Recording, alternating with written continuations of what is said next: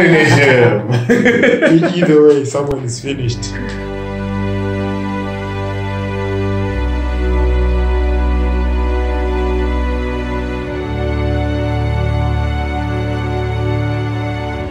Hi guys, this is Rufaro back again with the podcast, and I'm joined by Farai, you know me.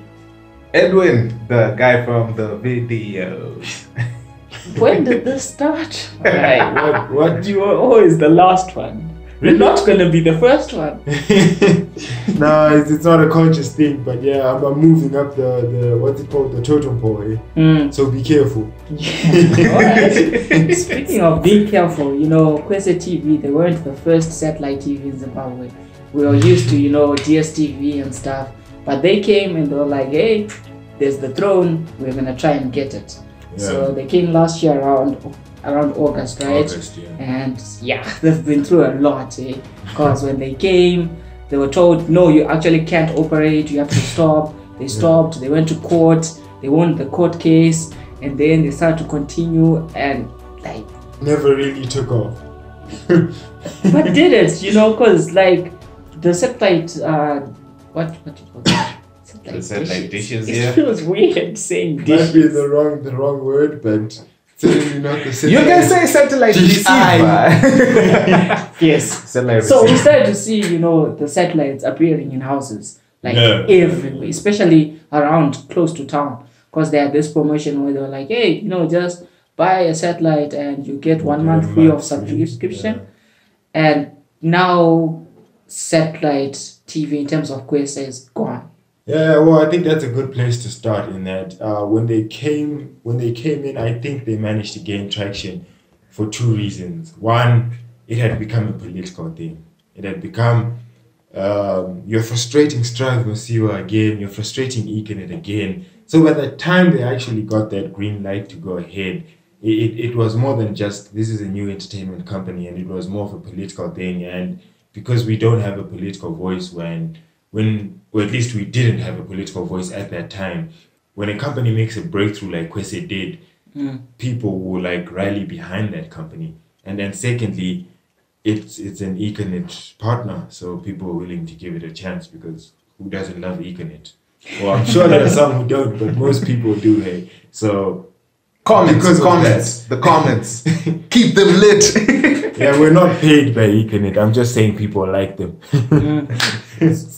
So why then, kill it? What they struggling was the business not viable anymore. Like, it doesn't make sense to kill something 18 months after. And it's even less than 18 months since it came to Zimbabwe. So it's like... Yeah, so it's crazy about that part, that it's something so young that actually looked like it's growing, it's popping. Like you just died where you respawned, man. Like, so that's the thing. The problem is they were now entering a place where there's already an established player who had a lot of content that people had grown to love. Yes, DSTV was having its own bad days when it came to shows being repeated and the like, but they do have a lot of content, a lot more channels, a lot more services. And Kwese was coming in and saying, yeah, we want to have that piece of the pie. But the biggest one that I feel was what really slowed things down for them was an issue of soccer. Because what's happening with like DSTV is people that can pay for DSTV are usually the breadwinners. The breadwinners are soccer lovers. And since these breadwinners are soccer lovers, if they're going to buy any entertainment package, part of that package, the main reason why they'll go for any sort of is soccer. So Kwese unfortunately did not have that, especially EPL was like the biggest complaint, which are the rights that are for now held by DSTV. So exclusively to DSTV. So it's kind of been that major drawback for them. Yes, we saw the cash crunch, this request for USDs by DSTV. It kind of worked in favor a little bit for Kwese. But again, like people are passionate about their soccer to the point that it didn't really turn into like a lot more numbers for Kwese. People are like, yeah, we can try and find ways around it. We can try and go look for the USD just so that at least we get the cheapest package available on DSTV with Bora. Boredom, then. Yeah. Boredom. And then just to add on to what Ed is saying, I think I don't have the stats to back this up, but people, I think initially they signed up, like a lot of people signed up initially. Yeah. And after having sampled that content, they pulled out. I don't have the stats to back this, but I'm pretty confident that's the case. Why I would say that is because soon after they came in Zim, they were already announcing we're going to add this many channels by this time next year. So I think at that point the uptake was really good, but later on people were pulling out. All right. So probably someone is wondering, like, what does it mean for me if I had Kwese TV? Maybe I didn't pull out. Yeah. Maybe I'm that one guy or girl who was still really into Kwese, you know, and I was enjoying their content on the satellite service, yeah. And now it's gone. Like, What does it mean? do I get something? Like, if I had paid subscription in advance or what happens? Oh, the dream is over, man. I'm not sure. We haven't talked to them directly because the PR guys are a bit busy. They're at another event, and the press release they've released is quite vague. But I'm willing to say the dream is over. The people who communicated to us who had paid were saying they woke up and the channels had disappeared, bro. The channels are gone. So I'm not sure if you're gonna get flat out deceived, bamboozled, flat out deceived. Yeah, because like if you check it out, like Kwese had, well, I'm not too sure about the numbers, but probably around 80 something channels, 80 100 something channels. And from the unofficial statement that we got, about 12 channels will remain on the Kwese satellite TV platform. Just 12, and these are like the Kwese channels, like the Kwese movies, the free sports, and the like. Does that mean those are free and people will continue watching, or do you have to pay for that? Or that's the question. Like you say, it's still vague, and we're still waiting for like the official commentary of what exactly is going on. Because officially they had said what's left for you is Kwese Free Sports, Kwese iFlix, and KweséPlay. I guess KweséPlay is where they then incorporate those movies channels, like you're saying. But for satellite, what I would say, if you've got that box, man, like you might as well throw it away now, because the only thing you have is Kwese Free Sports, and I don't know if that justifies you having that box on your entertainment set. There's still no border, basically. Exactly. I'm having this thought. Are people like in Shona Couch allowed to marry in November? November is considered a sacred month in Shona culture, man. Like a lot of things are put on hold. What's happening with November? First, there's the whole thing, like price hikes, and now One Fusion. We got One Fusion messing that up as well, and now Kwese. It's like, November's done it again. November is a hot potato, man. But speaking of what's left, most of these services are internet-based services, right? For watching entertainment. And 3 weeks ago, when Net1 launched their streaming service, DOD. DEOD. Yes, they want it to be called. That one, right? We were speaking about does it make sense? We briefly touched about it. Like, are people ready? And thirsty for that. if you missed that, watch the podcast. Listen, if you can't keep up. So with Kwese now killing satellite, would this force a lot of people to start, going through the internet way? Or is it still something that's out of reach? Like, yes, it's just been 3 weeks since the previous service was announced. But now, if you're using Kwese, you have no option but to use their internet services. Well, I think it depends. They have to give people incentive to use it. They a month or two ago, they brought out those new revised iFlix bundles, if I'm not mistaken. Yeah, I'm not mistaken. They brought out those bundles. And that's more incentive for people to watch. But more incentive also means content. Yeah. It's similar to the Kwese TV or the Kwese satellite story, where if there's no content, it's not going to pick up. So depending on how they approach local content and whatnot, and that takes time. But depending on how they approach all those areas, I'm not sure yet. What short term, I don't think there's much for them, but long term, I do think that's where everyone is just going to end up. Whether they're going to be part of that discussion, I'm not sure. But from their press statement, it sounds like they're confident they'll be a part of that discussion. But we'll see. Alright. And actually building on that as well, so it is the value thing as well, because if we check out DOD, the Tel1's DOD, their value proposition so far is the latest movies. So if you're a person who's interested in movies, probably the best place to go is DOD.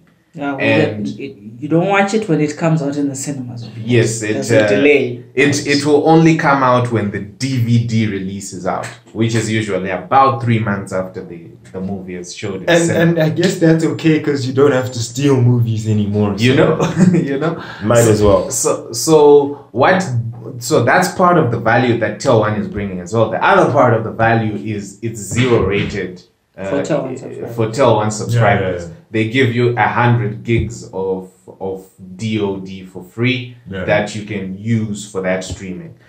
Mind you, KweséPlay is zero rated as well. Yeah. For Kwese, for those subscribers and Kwese content. So that's a distinction to make, that on the box you're gonna get Netflix and all these other apps, but the stuff that's zero rated is only Kwese content. So now I guess that means iFlix, that means Kwese Free Sports, and the movies channels, as Ed was saying. Yeah. So I guess that will be the incentive then, because most people, the reason why they were still sticking to satellite TV was, I don't have to have the headache of buying internet bundles as well as paying a subscription for the content that I want to watch.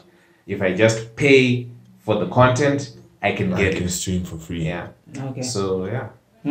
And we've touched a bit about what these things are that are left. But someone might be interested and they're like, okay, I want Kwese now. Like, what is Kwese iFlix? What is KweséPlay? What's the difference between the two? Which one should I go if I'm this certain? Just like a brief overview of the services that are left. Starting with Kwese iFlix. iFlix is their Netflix. That's the best way to put it. It's their video on demand service. So you watch what you want when you want. By what you want, I mean what you want that is on the platform, because you could want to watch Avengers and it's not there. You won't be able to watch that. But what's on their platform, you watch it when you want. Unlike with DSTV, where you have to know the Iron Man is coming on Sunday night. Either you're setting a reminder, you're sitting down and watching it, or you're recording and then watching later. But with video on demand, you watch when you want. So that's what's left. What else? Free sports. It's Super Sport Blitz is the best example I would give. At least the last time I watched it, which was maybe 3 or 4 months ago. It was Super Sport Blitz, basically, where they're compiling news from different sports and then just giving you highlights and that kind of. So it's basically sports news. It's a sports news briefing.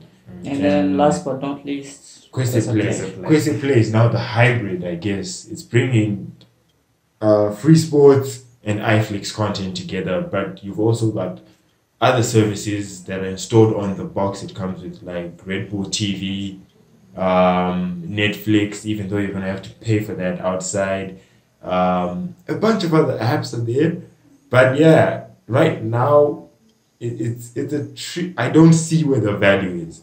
I don't see where the value is. I'm not sure. I don't know about you guys, but would you get that KweséPlay box for, I think it's about 80 something bucks. $89. $89, Yeah. right? So yeah, I don't know, like I'm looking at the Kwese box and I'm like, probably for the Kwese stuff that's there, it doesn't really have stuff that I'm interested in. So which means iFlix, I might as well just put Netflix or iFlix or whatever it is on my phone. And then, I mean, already I wasn't a big TV fan. I was more of like a YouTube man. So I'll just stick there. Like I'll find my content there. But it's a tricky situation that they are in. I mean, I see people ranting at them when it comes to data because for some reason they did actually say that the uptake of in this press statement, they did say that the uptake of these video on demand services have been rising considerably in Africa compared to the uptake in like satellite TV. And that's why they're seeing a future in internet TV. Probably though they're banking on them, relying on infrastructure from Liquid, Soul, and Econet and the like to probably push those products so that they gain more traction than they are right now. But yeah, they're gonna have to work a lot more in terms of content that people actually want. And whoever it is that's first, I feel personally, whoever it is that's gonna jump on first to local content, putting local content on their platform, whether it's Kwese or it's Tel1, they might get a lot. Yeah, they might win. They might win a lot there. And it's great that you mentioned that last part, because for me, that's the only deciding factor. There's no incentive for me to pay for a local content like service when I don't get local content. Like everything that's there, I can get it on the international providers. I guess it's a question of, do I have the Forex then? If I don't, maybe I'll be forced to then go with the local content. But it's like that. I think another thing we haven't touched on that's critical is one of the main reasons why these guys are closing down satellite is because they were not able to pay for content. They were not able to. We heard of reports they couldn't pay for the World Cup content on time, I think, and they managed to sort that out. I hope they couldn't pay. They couldn't keep up with payments for Euro 2020, I think. Nations League content, they couldn't pay for that, and content was disappearing. And the vibe I get from that is it was disappearing because they couldn't pay for that. So if they couldn't pay for content on satellite, are they going to be able to pay for content on digital? Because they might say this is the future. It's a convenient way of saying this thing chasara and we're moving on.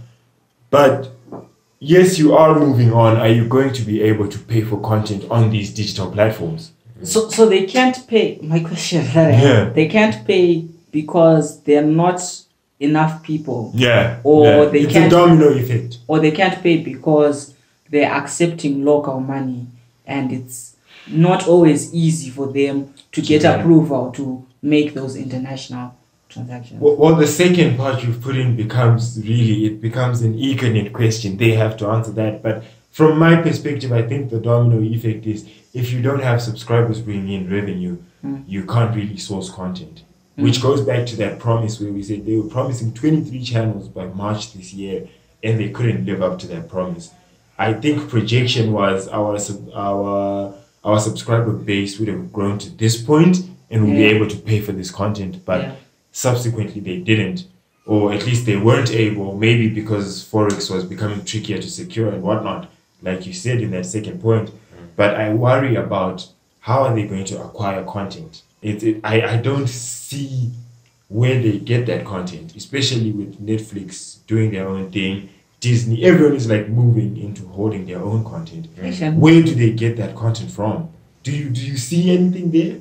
Exactly, and that's actually something that I hope they are looking into because each and a lot of these like big media houses are now selling their own content. They're Netflix originals. They're creating the content. Yeah, Netflix is creating its own stuff. We kind of touched on this again in the previous podcast on Tel1 DOD. If you didn't tune into that one, but yeah, like everyone is sourcing their own content, and as I said previously, whoever it is that's first to secure local Zim content that people are already rushing to YouTube, to Facebook to watch. Whoever it is that gets the content first is probably going to have the edge on getting Zimbabwean subscribers. and even probably getting subscribers from the diaspora as well, because Zimbabwe does have a very rich diaspora following. It's something that's gonna boost their subscriber base if they are to accommodate that. Yeah, and if you look at it, Netflix is in a tight spot right now. So Disney owns Disney owns Fox Studios, right? The guys behind, is it Marvel? Well, Disney actually kind of bought Marvel, but Fox has Marvel as well, especially looking at like the X-Men side of things. So recently, a bunch of series on Netflix were cancelled. There's Iron Fist, there's Marvel, Luke Cage gone, and I'm thinking... Is Daredevil coming back? I'm thinking it's going. It had already aired, so they couldn't take it out. But I think for season 4, Disney might be like, no, we are taking this because Disney wants to launch their own streaming service. And they're launching that next year, apparently. And if they do that, it means Netflix, if they don't have original content, they've got nothing. And it's the same problem with these local providers. If they are depending on, licensing from international sources, if Disney says, hey, and that's a model from the past, eh? We don't want to give anyone the rights to this content because we want people to watch on our platform. Then automatically they don't have content. Because it's everywhere. Game of Thrones only airs on HBO. Multi-choice only gets that because HBO doesn't operate outside of America, eh? That's the only reason why DSTV airs Game of Thrones here. So I think they risk having another satellite 2.0 in that they jump onto VOD, but VOD shifts so drastically, they can't keep up. Yeah. And they're also competing with Showmax, remember. Showmax they have so many connections. Yeah. So if Disney and whatever is not going to be streaming here, you assume they're going to piggyback off of the viewership of DSTV and Showmax, and those guys have first preference. It's a tricky place to be. Man. And even like the aspect that you were talking of will they be able to pay for that content? It might actually apply to like even Zim content as well. I mean, you might look at probably, let's say, Magamba TV. They've got their own shows that they do. And probably they would want to throw them on these platforms. But if those guys can't pay, then they have the incentive to probably make their own app or their own streaming service. And I think in that case, fortunately enough for Econet, is they have too many advantages working for them. So you see, it's like with the Via or the Uber. They've got so many competitors, but because they have the network, they can like kill those competitors. They have so many advantages. So I think it would be in the best interest of the local guys to come and hop on this platform, because marketing, these guys are going to market you better. You don't have the money to market it as much. Already, there are people using iFlix and whatnot, so user base. So the advantages, unless if Magamba and other local guys have a rabbit out of their hat that they're going to pull out, and it's going to incentivize us to jump on their service. But it's a tricky place they're in. I don't see where they fit right now, even when they're saying we're going digital. And that's the thing. Local content is such a long game, because it's not like SA where already there's an industry. Here there is no industry. So it becomes a year or two filmmakers. No offense, of course, but we mean a sustainable industry, or at least an industry. And I think filmmakers would vouch when they say they're not getting enough viewership. They're still bootlegging CDs and DVDs, which is a terrible place to be in 2018. So it's a tricky place if you're Kwese or any other of these streaming guys. But yeah, rip Kwese, man. Rest in peace to satellite dishes. So long to decoders. Cue the sad song. Exactly, man. A moment of silence at least. But I don't know. But DSTV seems to be fine, man. For now. Boramda. I guess it goes back to that. So this has been it, guys. Thank you for listening to the podcast. Do let us know your thoughts. If you're a KweséTV subscriber, let us know how this makes you feel now that it's no longer there in the same way that it was. Are you going to jump onto Kwese iFlix or KweséPlay and things like that? We're always interested to hear your thoughts. Like, truly, I've got one interesting question though. What happens with those satellites though? Do you call people to remove those, or is that your deal now? Do you have to? I think when you paid, you bought it. It's yours, your man. property. It's So yours. do what you want. Okay. Yeah. Cool. Yeah, just thought of that randomly. So yeah, let us know what you would do with your satellite dish. Yeah. If you're the KweséTV subscriber and you don't want to stick around with what's left. This has been it for me, Rufaro. I'll catch you. I think I should start saying I'll catch you in the code. Yes, that's alright. That'll work because I'm Edwin and I'll be catching you in the podcast and the videos. Yeah, I'm Farai. I'll catch you on the blog. Might have an interesting video up next week, man. Phone review alert, something of that kind. Keep your eyes peeled. I take it back. I'm the one who always said I catch you in the podcast.